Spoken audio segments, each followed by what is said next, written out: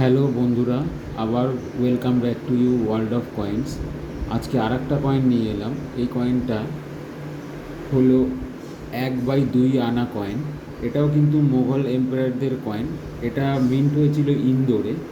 ঠিক আছে, এই কয়েনটা শাহ আলম দুইয়ের নামেই আছে। এটা কপারের কয়েন। আর এটা ইস্যু হয়েছিল 1870 সালে। আর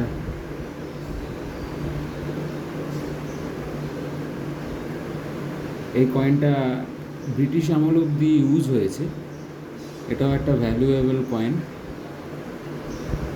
উল্টো দিকটা দেখাচ্ছি।